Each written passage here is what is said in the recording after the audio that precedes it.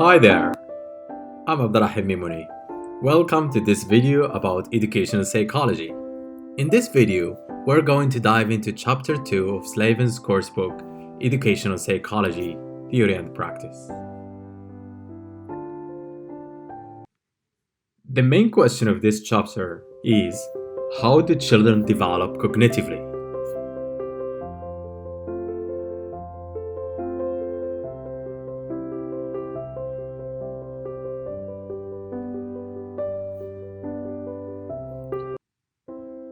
In this video, we first look at some aspects of cognitive development that are important for teachers to know.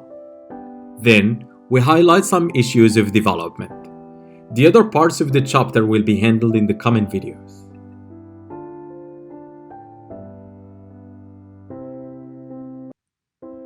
A very critical question to kick off with is, what is development?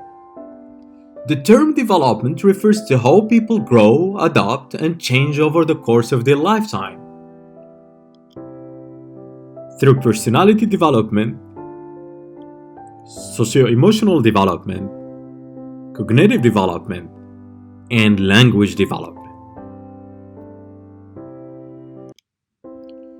So, what aspects of development are important for teachers to know? The first thing to take into account as a teacher is that children are not miniature adults. Children think differently and see the world differently.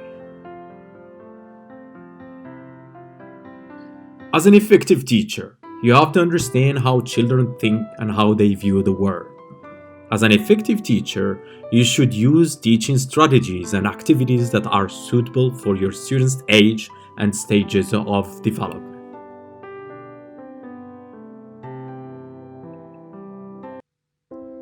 The second question we handle in this video is, what are some issues of development?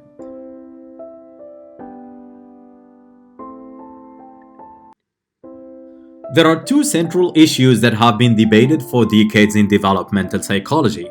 The first one has to do with the degree to which development is affected by experience. This issue is traditionally referred to as nature-nurture controversy. It is one of the oldest philosophical issues within psychology.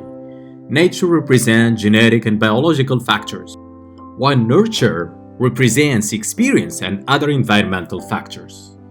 The second issue is about whether development proceeds in stages. The debate here mainly centers on whether development is continuous or discontinuous. The question here is whether development takes place gradually over time or through a set of predictable stages. So, which of these contributes significantly to our development? Nature or nurture? Today, most developmental psychologists believe that nature and nurture combine to influence development, with biological factors playing an important role in some aspects, such as physical development.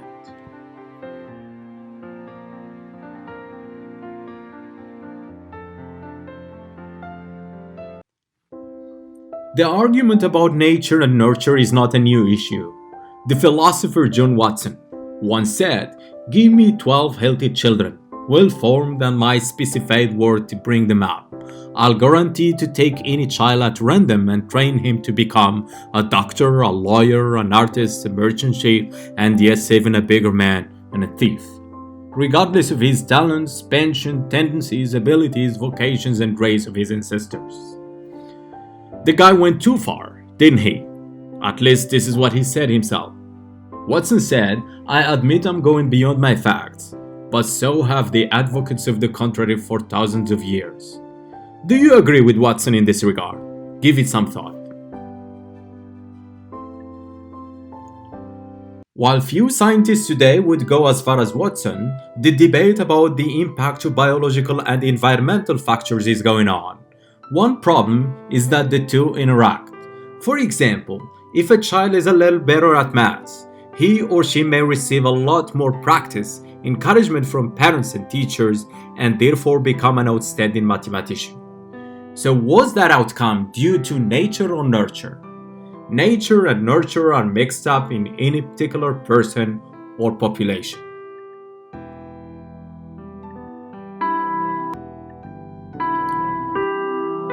In the classroom, while teachers can do nothing about the genetic and biological attributes of children, they can do a lot about environment to build skills, motivation, and self-confidence.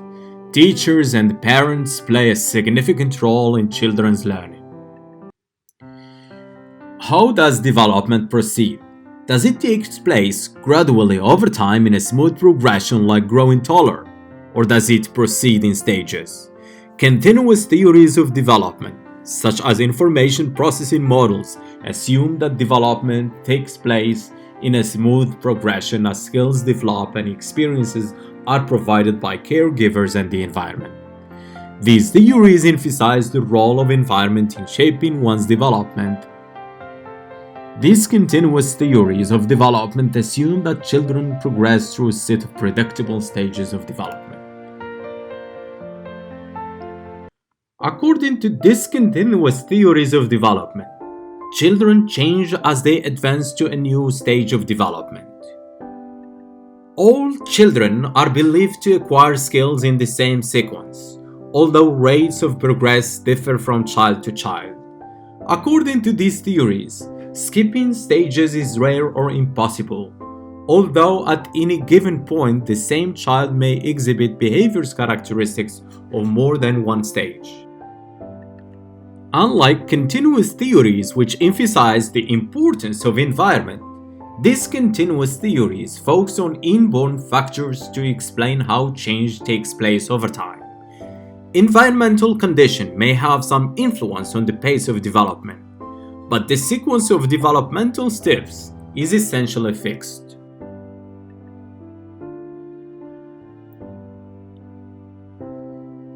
The most influential stage theorists are Piaget and Vygotsky. In the next parts of this chapter, we're going to look at how each of these theorists views development.